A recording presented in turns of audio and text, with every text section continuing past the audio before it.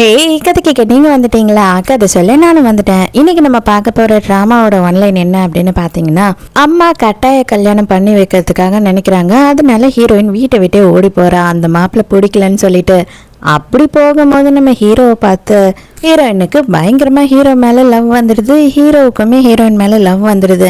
ஆனால் இவங்க ரெண்டு பேருக்குள்ளேயுமே ரொம்ப ஒரு மோசமான ஃப்ளாஷ்பேக் இருக்குது. அது அவங்களுக்கே தெரியாது அப்படின்னு சொல்லி தெரிய வரும்போது இவங்களுக்குள்ள லவ் என்ன ஆகுது அப்படின்றது தான் ஸ்டோரி. ஸோ எப்பயும் சொல்கிறது தான் இப்பயும் சொல்கிறேன். எஸ்எஸ் வாய்ஸ் ஓவரை சப்ஸ்கிரைப் பண்ணுங்கள். பார்த்ததுக்கப்புறம் லைக் பண்ணுங்கள். மறக்காமல் போகிறதுக்கு முன்னாடி எக்ஸ்பிளனேஷன் எப்படி இருக்குன்னு சொல்லிட்டு கமெண்ட் பண்ணிட்டு போங்க. ஸ்டார்டிங் சீன்ல என்ன ஆகுது அப்படின்னு பார்த்தா, நம்ம ஹீரோயின் தலை தெறிக்க ஓடிக்கிட்டு இருக்கா. என்ன அப்படின்னு பார்த்தா, கல்யாணம் பிடிக்காம இவ ஓடிக்கிட்டு இருக்கா. பின்னாடியே இவளை கல்யாணம் பண்ணிக்க போற மாப்பிள்ளையும் கார்ல துரத்திக்கிட்டு இருக்கான். நம்ம ஹீரோயினோட பேரு ஜோயா. ஆக்சுவலாக பார்த்தா கொஞ்சம் நாளுக்கு முன்னாடி தான் இவங்க அப்பா ஒரு ஆக்சிடெண்ட்ல இறந்து போயிருக்காரு. இருந்தாலும் அவங்க அம்மா அதிக காசு யார் கொடுக்குறாவோ அவங்களுக்கு கல்யாணம் பண்ணி கொடுத்துடலாம் அப்படின்னு சொல்லி முடிவு எடுத்துடுறாங்க. அப்போ ஒரு பணக்கார வீட்டு பையன் ஒன் சைடா ரொம்ப நாளா ஹீரோயினை லவ் பண்ணிக்கிட்டு இருக்கான். ஆனா அவனை கொஞ்சம் கூட ஹீரோயினுக்கு பிடிக்கவே பிடிக்காது. ஏன்னா அவன் ரொம்ப பணம் வச்சுட்டு இருக்க, ரொம்ப திமிர் பிடிச்சவன். ஸோ இந்த கல்யாணம் பிடிக்காம ஹீரோயினும் தப்பிச்சு ஓடி வந்துக்கிட்டு இருக்கா. கண்டிப்பாக இந்த கல்யாணத்துக்கு நான் ஒத்துக்கவே மாட்டேன் அப்படின்னு சொல்லி நினச்சிக்கிட்டு இருக்கா. இந்த இல்லீகலாக கார் ரேஸ் பைக் ரேஸ் எல்லாம் நடத்துவாங்க இல்லையா, அந்த மாதிரி ஒரு டீமை காட்டுறாங்க. இவன் வரான் இல்லையா, இவனோட பெயர் மேக்ஸ். இவன் யாரு அப்படின்னு பார்த்தா, இந்த மாதிரி ரேஸ் எல்லாம் நடத்துறவன். நேராக ஒரு பொண்ணை பார்க்கறதுக்காக போகிறான். அவளோட பேர் ஷீனா. இவளுமே இங்கே ரேஸ் ஓட்டுறவ. அப்போ அவகிட்ட நேராக போயிட்டு இவன் என்ன கேட்குறான் அப்படின்னு பார்த்தா, யாரோ ஒருத்தரை பற்றி கேட்குறான். அவனை பற்றி இன்னும் தெரியல. அவன் என்ன முடிவு எடுப்பான், எப்போ என்ன பண்ணுவான்னு யாருக்கும் தெரியாது. தயவு செஞ்சு அவனை பற்றி என்கிட்ட கேட்காத, ஏன்னா அவன் என்ன பண்ணாலும் அதை என்கிட்ட சொல்ல மாட்டான் அப்படின்னு இந்த பொண்ணு சொல்கிறா. அங்கே சுற்றி இருக்க எல்லாருமே ஃப்ராங்க் எப்போ வருவான் அப்படின்னு சொல்லி கத்திக்கிட்டு இருக்காங்க. அது வேற யாரும் இல்லை, அதுதான் நம்மளோட ஹீரோ. ஆக்சுவலாக நம்ம ஹீரோவை தான் இப்போ இன்ட்ரடியூஸ் பண்ண போகிறாங்க. ஹீரோவுக்கு குளிக்கிறதுக்கு பாத்ரூம் எல்லாம் இல்லைன்னு சொல்லி டின்னுள்ள உட்காந்து குளிச்சுக்கிட்டு இருக்காரா என்னன்னு தெரியல. இப்படி தான் நம்ம ஹீரோவோட இன்ட்ரடக்ஷன். அதே நேரத்துக்கு நமக்கு வில்லனையும் இன்ட்ரடியூஸ் பண்ணணும் இல்லையா. இவன் தான் நம்ம மூவியோட வில்லன். இவனோட பேர் ஜென்கி. இவன் வேற யாரும் இல்லை, நம்ம ஹீரோயினை கல்யாணம் பண்ணிக்க போகிற மாப்பிள்ளை தான். ஹீரோயினை துரத்திக்கிட்டு வந்தான் இல்லையா. இவன் காரில் துரத்திக்கிட்டு வந்ததுனால நம்ம ஹீரோயின் என்ன பண்ணுறான் அப்படின்னு பார்த்தா, ஒரு சந்துக்குள்ளே ஓடிடுறான். அந்த சந்துக்குள்ளே கார் போக முடியாது.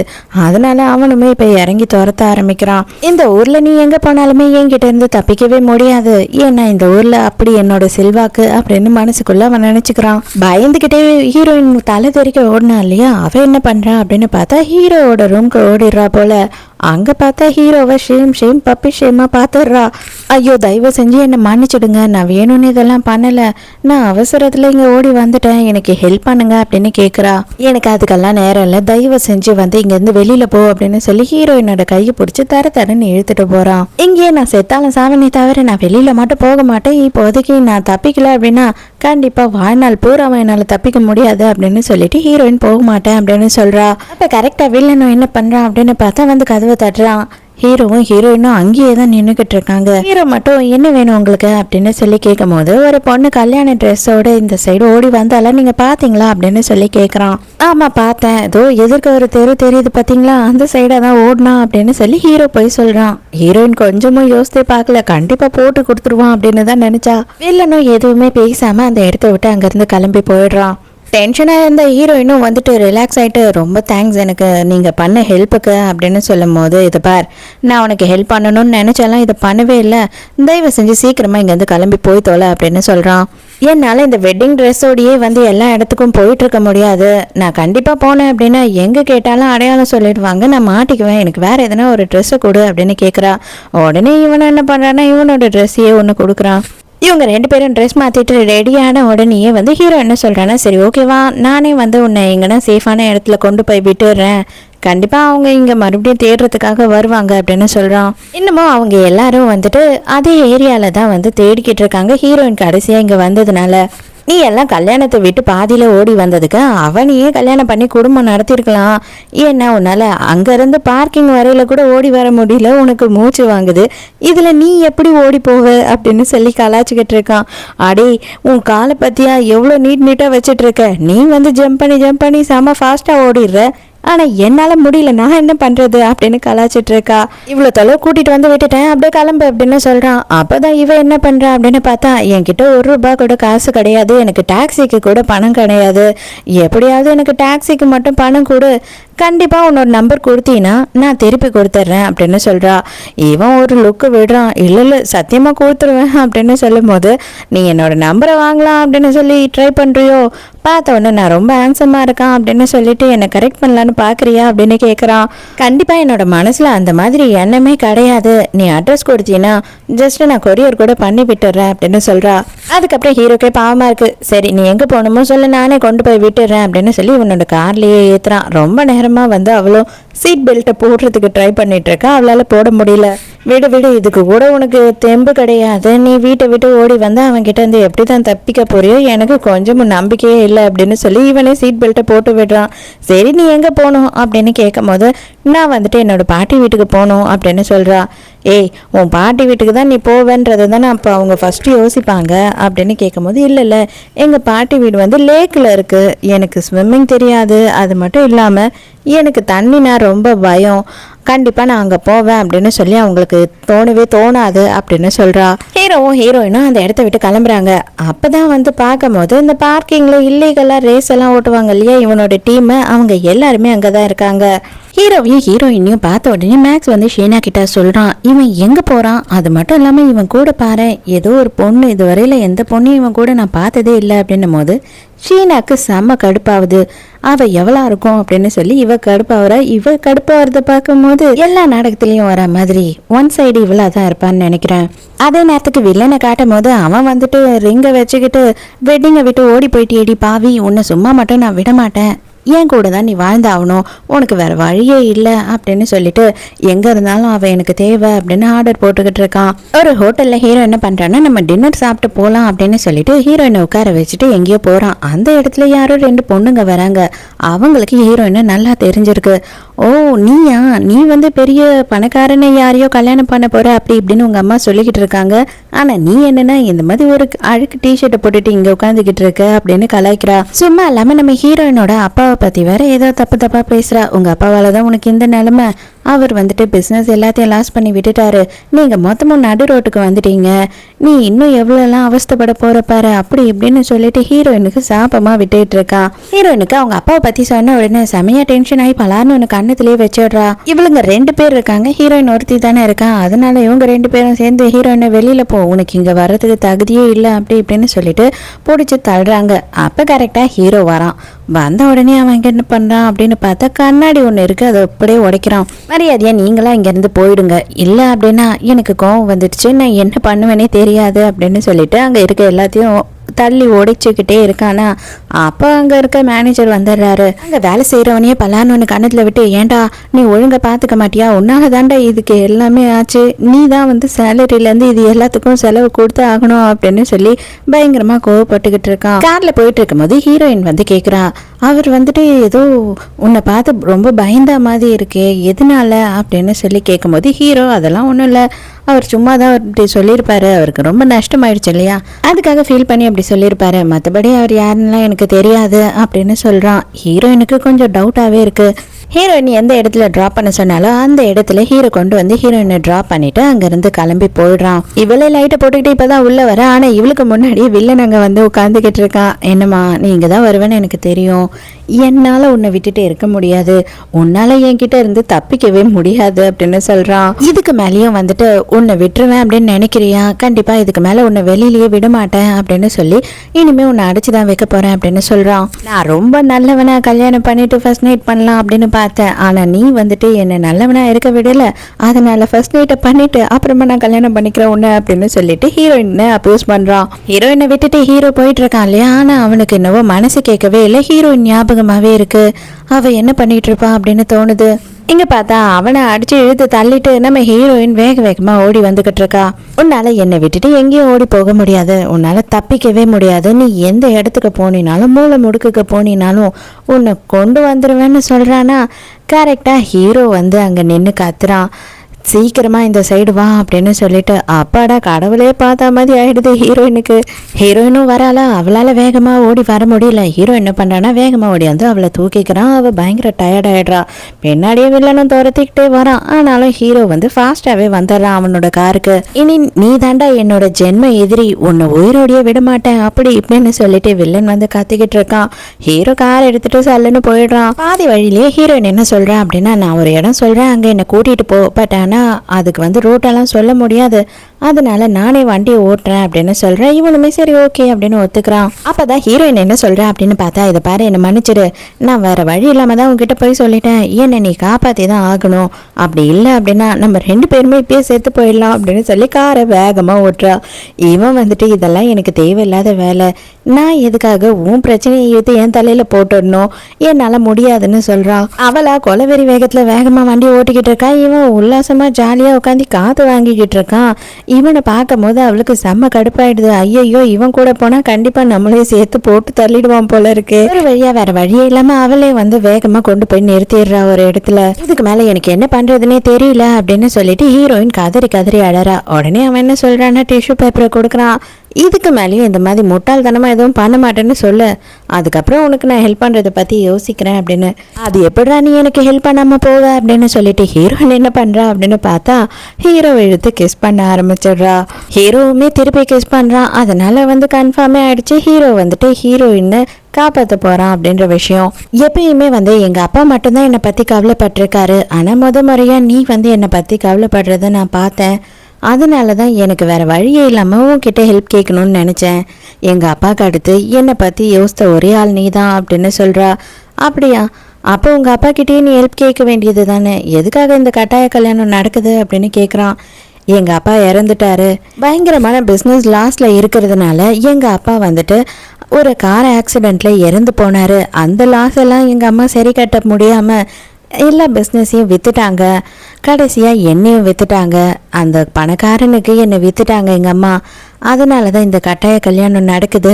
எனக்கு கொஞ்சமும் அதில் இஷ்டமே இல்லை, ஏன்னா எனக்கு அவனை சுத்தமாக பிடிக்காது அப்படின்னு சொல்கிறா. என்னதான் உங்கள் அப்பா இறந்திருந்தாலும் கவலைப்படாத, அவர் வந்து கடவுளாக உனக்கு சப்போர்ட் பண்ணுவார், எப்படியும் இந்த பிரச்சனையிலேருந்து நீ வெளியில் வருவ அப்படின்னு ஹீரோவும் ஆறுதல் சொல்கிறான். ஹீரோ என்ன பண்ணுறான் அப்படின்னு பார்த்தா கடைசியாக என்னோட இடம் தான் எனக்கு சேஃபு, ஏன் ஆளுங்க இருப்பாங்க, அது மட்டும் இல்லாமல் நீ இங்கே இருப்ப அப்படின்றது யாராலையும் கெஸ் பண்ண முடியாதுன்னு அவனோட இடத்துக்கே கூட்டிட்டு வரான். இதுதான் என்னோட கோட்டைவா, இங்கே தான் எல்லாரும் என் ஃப்ரெண்ட்ஸ் எல்லாம் ரேஸ் விடுவாங்க, நீயும் வந்து பாரு அப்படின்னு சொல்றான். கரெக்டா ஹீரோயின் இறங்கலாம் அப்படின்னு வர நேரத்துக்கு இந்த ஷீனா என்ன பண்றான்னா ஓடி வந்து ஹீரோவை கட்டி பிடிச்சிக்கிறா. அதை பார்த்த ஹீரோயின் செம கடுப்பாயிடுறா. பட் ஷீனா வந்து இவ இருக்கான்னு தெரிஞ்சு வேணும்னே தான் இதெல்லாம் பண்ணிட்டு இருக்கா. இந்த மாதிரி நடந்துக்காத, இந்த மாதிரி பண்ணாதுன்னு எத்தனை வாட்டி சொல்றேன், தயவு செஞ்சு என்னை விட்டுட்டு தள்ளி போ அப்படின்னு சொல்லி ஹீரோ பிடிச்சி தள்ளி விடுறான். இல்லை எனக்கு தெரியும் அவ்வளவுதான், மற்றபடி அவளுக்கும் எனக்கும் எந்த ஒரு சம்பந்தமும் இல்லை, நீ எதுவும் நினைச்சுக்காத அப்படின்னு சொல்லி ஹீரோயின் கிட்ட இவன் வந்து கிளியர் பண்றான். அதெல்லாம் சும்மா சொல்றான், உனக்கு தான் ஆம்பளைங்களை பத்தி தெரியும்ல, புது பொண்ணு வந்த உடனே பழைய பொண்ணை பத்தி பேசவே மாட்டாங்க, நான் வந்து அவனோட கேர்ள் ஃப்ரெண்ட் தான் அப்படின்னு இவ போய் சொல்றா. இது பைத்தியம் இப்படிதான் உளறிட்டு இருக்கோம், நீ என் கூட வா அப்படின்னு சொல்லி ஹீரோயினை கையை பிடிச்சி ஹீரோ அங்கிருந்து கூட்டிட்டு போயிடுறான். இவளை கொண்டு போய் வேற ஒரு கார்ல உட்கார வச்சுட்டு நீ இங்கேயே எனக்காக கொஞ்ச நேரம் வெயிட் பண்ணிட்டு நான் போயிட்டு மேக்ஸ் கிட்ட பேசிட்டு வரேன் அப்படின்னு சொல்லிட்டு ஹீரோயின் உட்கார வச்சுட்டு போறான். மேக்ஸ் கிட்ட சொல்லிட்டு இவன் கிளம்பலாம் அப்படின்னு பார்த்தா மேக்ஸ் விடவே மாட்டான். வேணும்னே வந்து இவங்களோட டாபிக் அப்படியே நீட்டிக்கிட்டே போறான். அவனுமே ஹீரோவும் நின்று பேசிக்கிட்டே இருக்கா மாதிரி ஆயிடுது.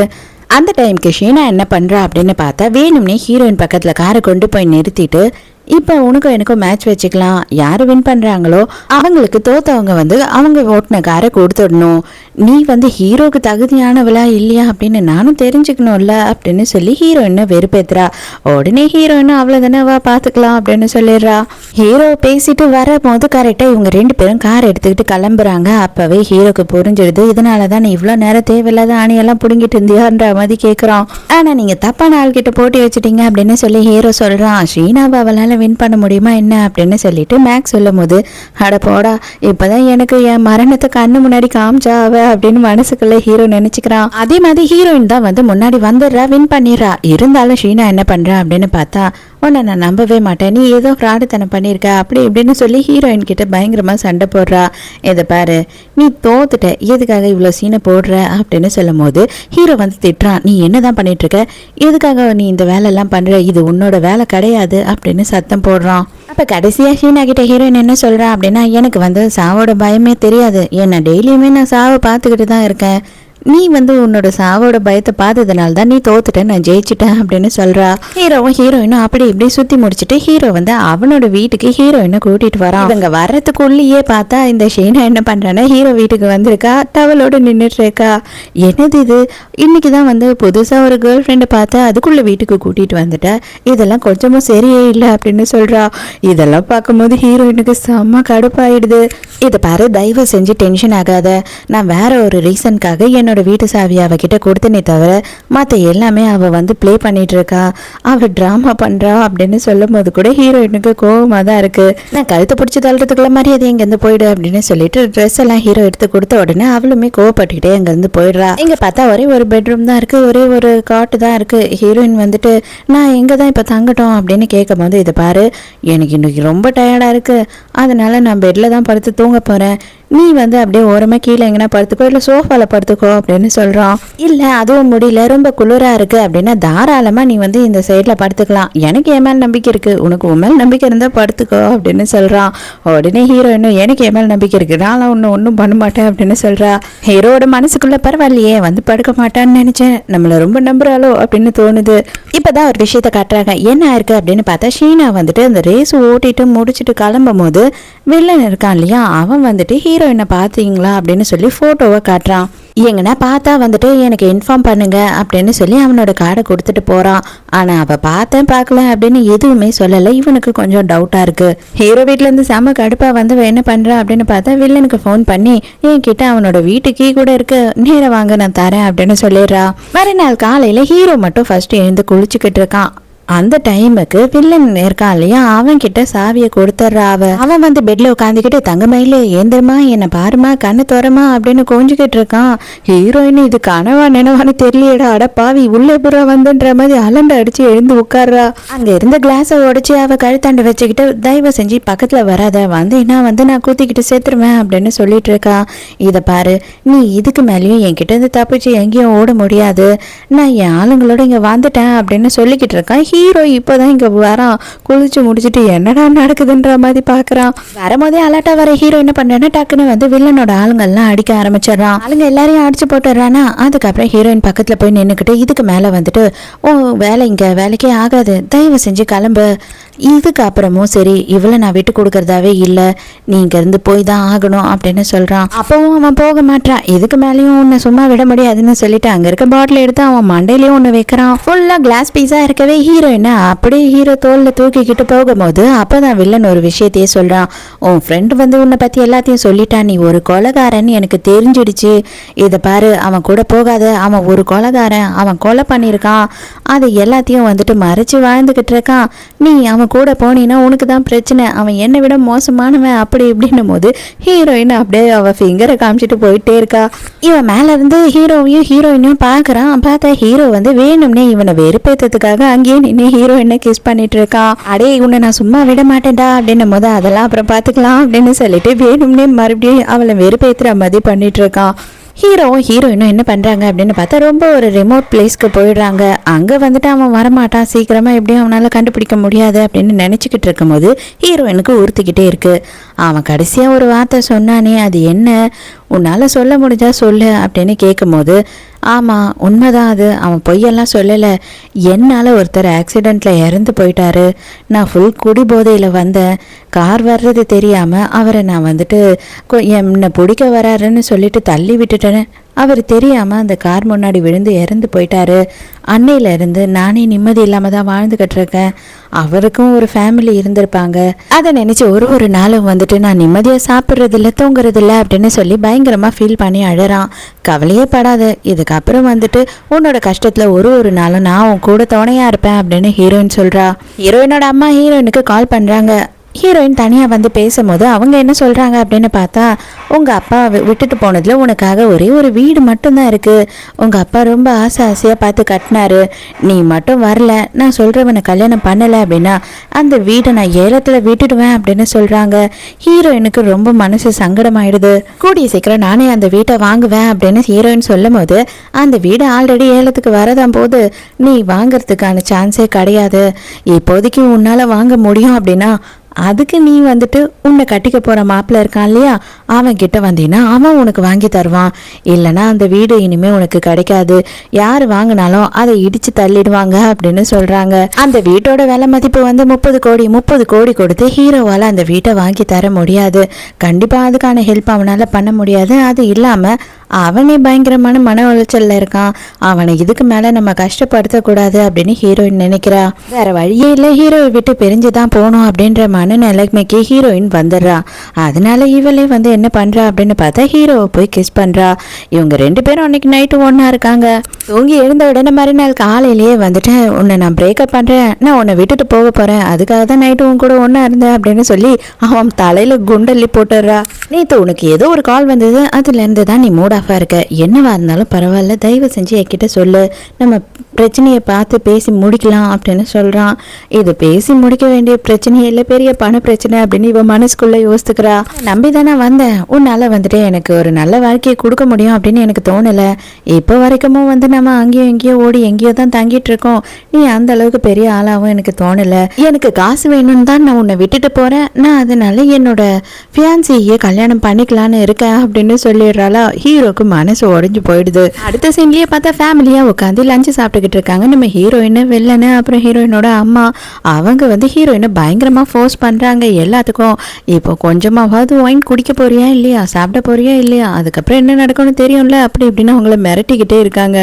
மிரட்டி இவளை எல்லா வேலையும் செய்ய வைக்கிறாங்க. அதே மாதிரி ஏழை நடக்கிற அன்னைக்கு அந்த இடத்துக்கும் இவளை கூட்டிட்டு வராங்க. உங்க அப்பாவோட வீடு வேணுமா வேணாமா, உங்க அப்பா உனக்காக அந்த இடத்துல பயங்கர சர்ப்ரைஸ் எல்லாம் பண்ணி வச்சாரு, அது எல்லாமே உனக்கு என்னன்னே தெரியாம மொத்தமா போயிடும் அப்படின்னு மிரட்டுறாங்க.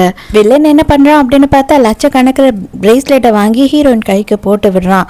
அம்மா காரி அதுக்குள்ளேயே வந்து அது எனக்கு தான் வரணும் அப்படின்னு கேட்டுக்கிட்டு இருக்கா. இதெல்லாம் ஒரு விஷயமே இல்லை டார்லிங், உனக்காக இன்னும் நான் பண்றதுக்கு எவ்வளவோ இருக்கு, நீ பார்க்க தானே போற அப்படின்னு சொல்லிட்டு இவன் வேணும்னே ஹீரோயினை தடவிக்கிட்டு இருக்கான். அவளுக்கு செம கடுப்பாகுது. கரெக்டா அப்பதான் வந்துட்டு அவங்க அப்பாவோட வீடு ஏலத்துக்கு வருது. இந்த வீடு எனக்கு வேணும், நீ என்ன சொன்னாலும் நான் செய்யறேன், தயவு செஞ்சு இந்த வீட்டை வாங்கி கொடு அப்படின்னு கேக்குறா. அவ கேட்ட உடனே இவனுக்கு பயங்கர சந்தோஷமாயிடுது. அவ்வளவுதான், உடனே வாங்கி தரேன் செல்லம், இங்க இருக்க யாருமே இதுக்கு மேல இதை ஏலமே கேட்க மாட்டாங்க, இந்த வீடு நமக்கு தான் அப்படின்னு சொல்றான். கரெக்டா ஏலத்தை முடிக்கிற நேரத்துக்கு ஹீரோ அந்த இடத்துல கெத்தா வந்து நிக்கிறான். என்னடா இவன் நல்லா தானே ட்ரெஸ் போட்டுட்டு இருந்தான், இப்போ ஏன்டா கிழிஞ்சு போன ட்ரெஸ் எல்லாம் போட்டுட்டு வரான் அப்படின்னு யோசிக்காதீங்க, இவர் இப்பதான் பணக்காரர் அப்படின்னு காட்டுறாங்க. ஆனா ஹீரோயினுக்கா ஹீரோவை பார்த்த உடனே ரொம்ப சங்கடமா இருக்கு. ஐயோ இவனை இப்படி சொல்லிட்டு நம்ம விட்டுட்டு வந்தோம், இவன் வந்து நிக்கிறானே அப்படின்னும் போது, எனக்கு சொந்தமான எதையும் யாருக்காகவும் நான் விட்டு கொடுக்க மாட்டேன், அதை கொண்டு போக தான் வந்தேன், எனக்கு எல்லாமே தெரியும் அப்படின்னு சொல்லி ஹீரோ சொல்லும் போது, தயவு செஞ்சு என்னை மன்னிச்சுட்டு, எனக்கு வேற வழியே தெரியல அப்படின்னு சொல்லி ஹீரோயின் கையை பிடிக்க போறாளா. அவங்க அம்மா ஐயோ மொத்தமும் கூடி கெட்டு போச்சு, கம்முனு இருடி சைலண்டா அப்படின்னு கத்துறாங்க. அப்பதான் வில்லன் என்ன கேட்கறான் அப்படின்னு பார்த்தா, அவனால உனக்கு என்ன பண்ண முடியும், உனக்கு என்ன அவனால செய்ய முடியும் நீ நினைக்கிற, அவனால இந்த வீடை வாங்கி தர முடியுமா அப்படின்னு சொல்லி கேட்கறான். ஹீரோ என்ன பண்றான் அப்படின்னு பார்த்தா, அவன் வில்லன் கேட்ட பிரைஸை விடவும் டபுள் மடங்கா பிரைஸை கொடுத்து அந்த டீலிங்கை முடிச்சிடறான். ஹீரோவோட ஃபேமிலி நேம் கேட்ட பிறகுதான் இவங்களுக்கு எல்லாருக்குமே புரிய வருது, இவன் வந்து சைனாலே நம்பர் 1 பணக்காரரோட ஒரே புள்ள, ஒரே வாரிசு, அவரா நீ அப்படின்னு சொல்லிட்டு அம்மாக்காரிக்கு அப்பாடா பரவாயில்ல, நல்ல வேலை பிச்சைக்காரனை கூட்டிட்டு வந்துருவாளோன்னு நினைச்சேன், நல்ல பணக்காரனை தான் கூட்டிட்டு வந்திருக்கா அப்படின்னு சொல்லி அவங்களுக்கு அவன் போனாலும் பரவாயில்ல, இவன் ஓகே அப்படின்னு நினைச்சிடுறாங்க. ஹீரோ ஃபைனல் பண்ணதுனால அந்த ஏலத்தில் ஃபைனல் பண்ண டாக்குமெண்ட்டை எடுத்துட்டு வந்து ஹீரோயின் கையில கொடுத்துட்றாங்க. அது பார்த்த உடனே ஹீரோயினுக்கு ஆட்டோமேட்டிக்கா கண்ணீர் வர ஆரம்பிச்சிடுது. இதுக்கு மேலே நான் வந்து சும்மா இருக்க மாட்டேன், மாட்டேன் அப்படின்னு சொல்லிட்டு ஹீரோயின் கையை பிடிக்கிறதுக்காக போறானா, ஹீரோ இதுக்கு மேல பார்த்துட்டு சும்மா இருப்பானா, பிடிச்சி ஹீரோயின் அவன் பக்கம் இழுத்துக்கிறான். அம்மாக்காரி இதுக்கு மேல என்ன பண்ணுவா, இவனும் பணக்காரன்னு தெரிஞ்ச உடனே அவளுக்கு சந்தோஷம்தான். என்ன மாதிரியான வாழ்க்கையை என்னால் அவளுக்கு கொடுக்க முடியாதுன்னு நினைச்சியோ சொன்னியோ அது எல்லாத்தையும் விட பெரிய வாழ்க்கையை, ரொம்ப நல்ல வாழ்க்கையை அவளால் கொடுக்க முடியும். அது இப்போ உங்க எல்லாருக்குமே புரிஞ்சிருக்கும் தானே அப்படின்னு சொல்லி ஹீரோ சொல்றான். வில்லனுக்கு சமய கடுப்பு வந்தது. இந்த இடத்துல ஒன்றும் பண்ண முடியாம மாமியார்காரியை இடிச்சு தள்ளிக்கிட்டு கோவமா அங்கிருந்து போயிடுறான். அன்னைக்கு நைட்டு நம்ம ஹீரோயினோட வீட்டுல ஹீரோவும் ஹீரோயினும் டைம் ஸ்பெண்ட் பண்றாங்க. நைட்டு ஹீரோவும் தூங்கிட்டு இருக்கும் போது ஹீரோவுக்கு வந்துட்டு அவன் பண்ண இல்லையா ஒருத்தரை கொலை, அதுதான் ஞாபகம் வருது. தூக்கத்துல இருந்து அலற ஆரம்பிச்சிடறான். ஹீரோயினே பயந்துடுறா. ஹீரோயினும் ஏதோ ஆறுதல் சொல்லி அவனை சமாதானப்படுத்தி மறுபடியும் தூங்க வைக்கிறா. வில்லன் இப்ப என்ன பண்றான் அப்படின்னு பார்த்தா, நீங்க வந்து உங்க பொண்ணை எனக்கு கொடுக்கல அப்படின்னா கண்டிப்பா வந்துட்டு உங்களுக்கு நான் கொடுத்த எல்லாத்தையும் திருப்பி தரணும் அப்படின்னு கேட்குறான். இந்த பொம்பளை ஏக்கச்சக்கமாக காசு அது இதுன்னு வாங்கிடுச்சு போல. அதனால இவ என்ன பிளான் பண்ணுறா அப்படின்னு பார்த்தா, நான் வந்துட்டு ஒரு செம்மையான பிரேக்கிங் பாயிண்ட் ஒன்று சொல்கிறேன், அவன் அதோட அவள் பக்கமே இருக்க மாட்டான் அப்படின்னு சொல்லும் போது என்னது அது அப்படின்னு கேட்குறான். ஹீரோ தள்ளி விட்டு செத்து போனார் இல்லையா காரில் விழுந்து, அவர் வேற யாரும் இல்லை நம்ம ஹீரோயினோட அப்பா தான். அதை பார்த்த உடனே வில்லனுக்கு பயங்கர சந்தோஷம். இதில் அவன் வந்துட்டு சைலண்ட் ஆக மாட்டான், உங்கள் பொண்ணு தான் இதை பார்த்த உடனே சைலண்ட் ஆவா அப்படின்னு சொல்கிறான். ஹீரோயின் காலையில் எழுந்து பார்க்கும்போது ஹீரோவை காணோம். ஆனால் இவளுக்காக ட்ரெஸ் எல்லாம் வச்சுட்டு ஒரு ஹோட்டலோட அட்ரஸை கொடுத்து இங்கே வா அப்படின்னு சொல்லி எழுதியிருக்கான். அதை பார்த்த உடனே இவளும் செம்ம சூப்பராக ரெடி ஆயிடுறா. இங்கே பார்த்தா ஹீரோயின் வந்த உடனே அவளுக்கு எப்படி ப்ரப்போஸ் பண்ணுறது அப்படின்னு சொல்லி அவனும் ரொம்ப நேரமாக ப்ராக்டிஸ் பண்ணிக்கிட்டு இருக்கான். ஆனால் அவளால் முடியல. எப்படா சொல்கிறது, அவள் வந்த உடனே சொதப்பிடுவோமோ அப்படின்னு பயந்துக்கிட்டு இருக்கான். இவன் வில்லன் என்ன பண்ணுறான் அப்படின்னு பார்த்தா ஹீரோயினை ஹோட்டலுக்கு உள்ளே போக விடாமல் வழியிலேயே நிறுத்தி, நான் உன்னை கஷ்டப்படுத்துறோன்னு நினச்சி இதை சொல்லலை, ஆனால் எல்லா விஷயமும் தெரிஞ்சதுக்கு அப்புறமும் நான் இதை உங்ககிட்ட சொல்லாமல் இருக்க முடியல, தயவு செஞ்சு என்னை மன்னிச்சிடு, நான் சொல்கிற ஒரே ஒரு விஷயத்த மட்டும் கேளு அப்படின்னு சொல்கிறான். அந்த பொம்பளைக்கு மேலே இவன் அந்த கேஸ் ஃபைலையே எடுத்துகிட்டு வந்து ஹீரோயின் கிட்ட கொடுத்துட்றான். இந்த கேஸ் ஃபைலை பாரு, பார்த்ததுக்கு அப்புறமா அவன் யாரை கொலை பண்ணான்னு தெரிஞ்சதுக்கு அப்புறமா அவன் நீ கல்யாணம் பண்ணிக்கிற அப்படின்னா நீ பண்ணிக்கோ, அதுக்கு மேலே நான் ஒன்றும் கேட்க மாட்டேன் ஒன்று அப்படின்னு சொல்கிறான். ஹோட்டலுக்கே போகாமல் ஹீரோயின் திரும்பி வீட்டுக்கே வந்துடுறா. அதை பார்த்த உடனே இன்னுமா அந்த ஃபைலை வச்சுக்கிட்டே பார்த்து அழுதுகிட்டே இருக்கா. அவளுக்கு என்ன பண்ணுறது, என்ன முடிவு எடுக்கிறதுனே தெரியல. வெயிட் பண்ணி பார்த்துட்டு ஹீரோவே வந்து வீட்டுக்கு வரான். வந்து பார்த்தா தான் தெரியுது வீடு பூராவும் அந்த கேஸ் ஃபைலாக இருக்குது, அதை கீழ்ச்சி போட்டிருக்கு. இவனுக்கு ஒன்றுமே புரியல, என்னதான் இங்கே நடந்திருக்கு அப்படின்ற மாதிரி குழப்பமா இருக்கு. ஏன்னா அவர் தான் ஹீரோயினோட அப்பான்னு அவருக்கு தெரியாது. இப்போதான் மொத்தத்தையும் ஹிஸ்ட்ரியே படித்து பார்த்ததுக்கு அப்புறமா தான் தெரிய வருது அவரோட பொண்ணு தான் ஹீரோயின் அப்படின்னு சொல்லிட்டு. அதனால ஹீரோவால் எப்படி ஹீரோயின் கிட்ட போய் பேசுறது, அவகிட்ட மன்னிப்பு கேட்கறதா இல்லை என்ன எக்ஸ்பிளனேஷன் கொடுக்கறதுன்னு தெரியாமல் பயங்கரமாக குடிச்சு இவன் பாட்டு தனியாக உட்காந்து அழுதுகிட்டு இருக்கான். இங்கே அதே நேரத்துக்கு ஹீரோயினையும் காட்டுறாங்க. அவளுமே சாப்பிடாம கொல்லாமல் தண்ணி கூட குடிக்காம அவளுமே ரொம்ப சோகத்திலேயே இருக்கா. உடம்பே முடியாமல் போயிடுது அவளுக்கு. பயங்கரமாக குடிச்சு அவன் வீட்லேயே மயக்கடிச்சு விழுந்து கடந்தான் போல. அப்போ வந்து இவனோட ஃப்ரெண்டு இருக்காங்க இல்லையா, மேக்ஸும் ஷீனாவும், அவங்க தான் ஹாஸ்பிட்டலில் சேர்த்துருக்காங்க. எதுக்காகடா இப்படி பண்ணிட்டு இருக்க, உனக்கு கொஞ்சம் கூட அறிவே இல்லையா, அந்த ஒரு பொண்ணு இப்போதான் உனக்கு அவளை தெரியும், அவளுக்காக இப்படி எல்லாம் பண்ணுவியா அப்படி இப்படின்னு சொல்லி அவள் பிடிச்சி கத்திக்கிட்டு இருக்கா. பொறுமையாக கூட்டிகிட்டு வந்து வெளியில் ஹீரோவை நடக்க வச்சுக்கிட்டு இருக்கான். அப்போ பார்த்தா தான் ஹீரோயின் மயங்கிட்டு இருக்கா. அவளும் சாப்பிடவே இல்லை இல்லையா, அவளை ஹாஸ்பிட்டலில் கொண்டு வந்து சேர்க்குறாங்க. தனியாக மேக்ஸும் ஷீனாவும் பேசிக்கிட்டு இருக்கும்போது மேக்ஸ் என்ன சொல்கிறான் அப்படின்னு பார்த்தா, ஆக்சுவலாக வந்துட்டு இவங்க அப்பாவோட நம்ம ஹீரோயினோட அப்பா இருக்கார் இல்லையா, அவரோட போஸ்ட்மார்ட்டம் ரிப்போர்ட் எப்படி வந்திருக்கு அப்படின்னா அவருக்கு பாய்சன் கொடுத்துருக்காங்க. அது மட்டும் இல்லாமல் அந்த டிரைவர் ஓட்டிட்டு வந்தார் இல்லையா, அவர் தெரியாமல் ஆக்சிடென்ட் மாதிரி அதை செட் பண்ணியிருக்காரே தவிர அவருக்கு அதுக்கப்புறம் அவரோட பேங்க் அக்கௌண்ட்ல எக்கச்சக்கமான பணம் கிரெடிட் ஆயிருக்கு. இதை எல்லாத்தையும் சேர்த்து பார்க்கும் போது கண்டிப்பா இது வந்து கொலை, நம்ம ஹீரோக்கும் அதுக்கும் எந்த சம்மந்தமும் இல்லை அப்படின்னு சொல்றான். அப்போ உடனே ஷீனா என்ன சொல்றா அப்படின்னா, இது ஹீரோ கிட்ட சொல்ல வேண்டாம், சொன்ன இது எல்லாத்தையும் காமிச்சு எப்படியாவது வந்து ஹீரோயின் கூட சேரணும்னு நினைப்பான் அப்படின்னு சொல்லும் போதே மேக்ஸ் என்ன பண்றானா, நீ தான் எனக்கு எப்பயும் முதல்ல ஃப்ரெண்டு, உனக்காக என்ன வேணாலும் பண்ணுவேன் அப்படின்னு சொல்லிட்டு இவன் எடுத்துட்டு வந்த ப்ரூஃப் எல்லாத்தையுமே கொளுத்திடுறான். ஆனா என்னதான் இருந்தாலும் கொஞ்ச நாள் ஆகுது, நம்ம ஹீரோ இன்னும் பைத்தியக்கார மாதிரி சுத்திக்கிட்டு இருக்கிறத பார்த்த உடனே இவங்களுக்கு மனசு கேட்கல. மறுபடியும் ப்ரூஃப் எல்லாத்தையும் கலெக்ட் பண்ணி எடுத்துட்டு வந்து ஹீரோ கிட்ட எல்லா உண்மையும் சொல்லிடுறாங்க. இங்க அதே நேரத்துக்கு நம்ம கில்லி பிரகாஷ் ராஜ் மாதிரி தங்கம் செல்லம் வைரம் அப்படின்னு சொல்லி கொஞ்சம் ஹீரோயினை கவனிச்சுக்கிட்டு இருக்கான். ஹாஸ்பிட்டல்லையும் ஃபுல்லா வந்துட்டு காவல் எல்லாம் போட்டுட்டு தான் இவன் வேலைக்கு கூட போறான். அவளும் யாரையும் போய் பார்க்க கூடாது, அவளையும் யாரும் வந்து பார்க்க கூடாது அப்படின்னு சொல்லிட்டு போறான். ஆனா அவங்க எல்லாரையும் அடிச்சு போட்டுட்டு ஹீரோ வந்து ஹீரோயின் ரூம்குள்ள வந்துடுறான். ஆனா ஹீரோயின் எதுவுமே பேசாம சைலண்டா இருக்கா. நான் சொல்றது நீ நம்புவியா அப்படின்னு சொல்லி ஹீரோ கேட்கும் போது, தயவு செஞ்சு சொல்லு, எங்க அப்பாவோட சாவுக்கு நீ காரணம் இல்லைன்னு சொல்லு, அதுக்காக தான் நான் வெயிட் பண்ணிட்டு இருக்கேன், அதை நீ சொன்னீன்னா நான் நம்புவேன் அப்படின்னு சொல்றா. உங்க அப்பாவை கொன்னது வேற யாரும் இல்ல, உன்னோட தாய் மாமா தான் அப்படின்னு சொல்லி ஹீரோ சொல்றான். இவளுக்கு செமையா டென்ஷன் ஆகுது.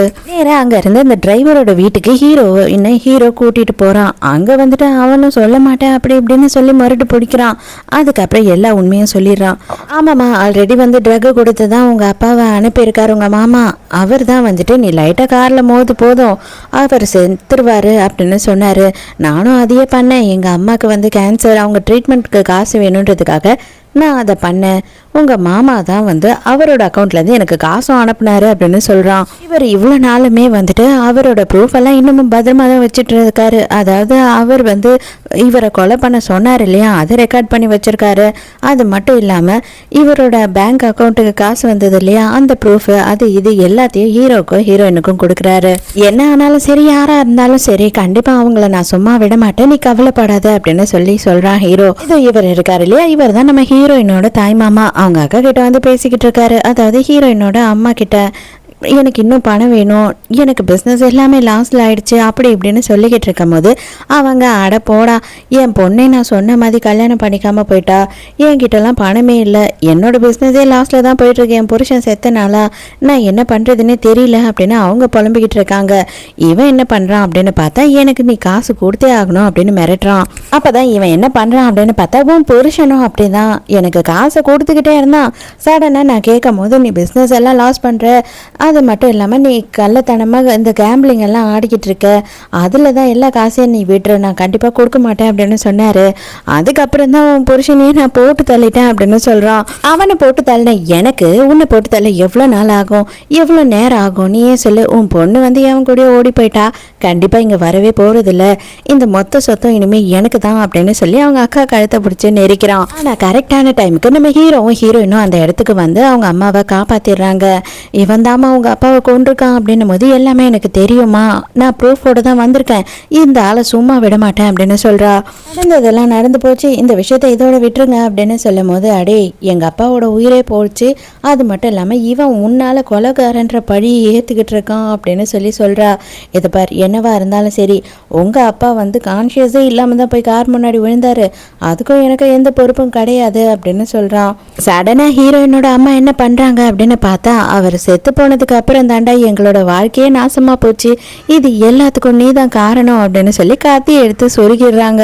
அதோட அடுத்த சீன்லயே பார்த்தா நம்ம ஹீரோவும் ஹீரோயினும் வந்து ஹீரோயினோட அப்பாவோட கல்லறைக்கு பூ வச்சுக்கிட்டு இருக்காங்க. அதே நேரத்துக்கு பக்கத்துல வந்து பார்த்தா யாரோ ஒருத்தவங்க பூ வைக்கிறாங்க. யாரா அப்படின்னு பார்த்தா வில்லன் தான்.